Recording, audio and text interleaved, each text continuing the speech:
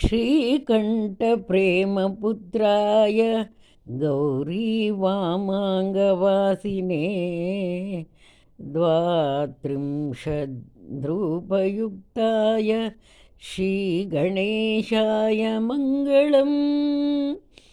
आदिपूज्याय देवाय दन्तमोदकधारिणे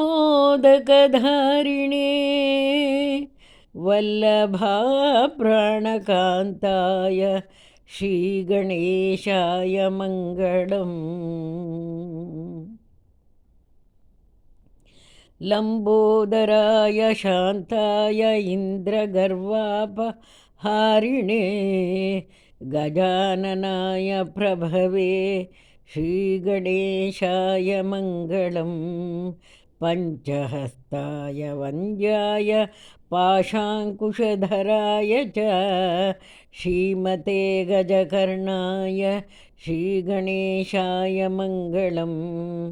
द्वैमातुराय बालाय हेरम्बाय महात्मने विकटायाखुवाहाय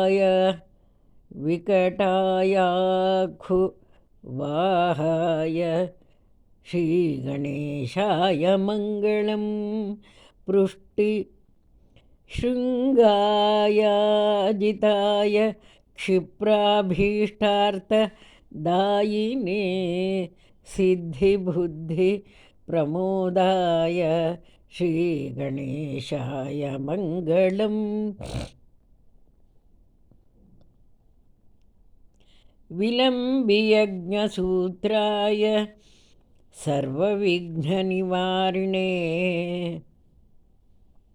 दूर्वादलसुपूज्याय श्रीगणेशाय मङ्गलम्। महाकायाय भीमाय महासेनाग्रजन्मने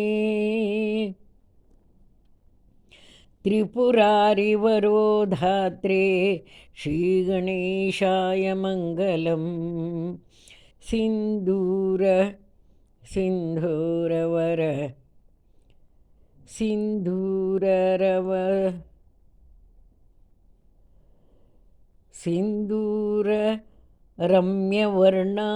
नागबद्धोदराय च आमोदाय प्रमोदाय श्रीगणेशाय मङ्गलम्। विघ्नकर्त्रे दुर्मुखाय विघ्नहर्ते शिवात्मने सुमुखायैकदन्ताय श्रीगणेशाय मङ्गलम्। समस्तगणनाथाय विष्णवे धूमकेतवे त्र्यक्षाय फालचन्द्राय श्रीगणेशाय मङ्गलम्। चतुर्थीशाय मान्याय सर्वविद्याप्रदायिने वक्रतुण्डाय कुब्जाय श्रीगणेशाय मङ्गलम्।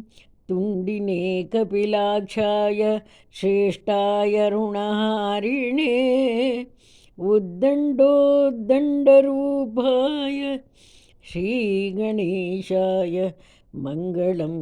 कष्टहर्त्रे द्विदेहाय भक्तेष्टजयदायिने विनाकाय विभवे श्रीगणेशाय मङ्गलम्।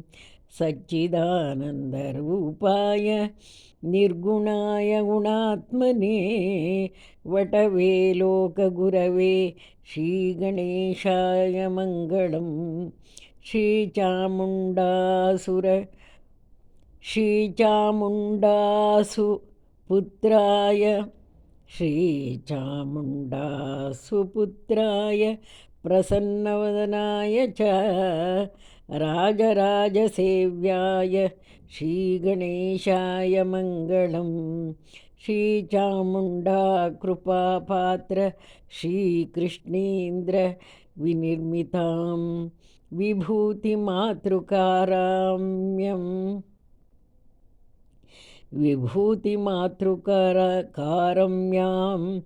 कल्याण्यैश्वर्यदायिनीं श्रीमहागणनाथस्य शुभां मङ्गलमालिकां यः पठेत् सततं वाणीं लक्ष्मीं सिद्धिमवाप्नुयात् इति श्रीकृष्णेन्द्ररचितं श्रीगणपतिमङ्गलमालिकास्तोत्रं सम्पूर्णं।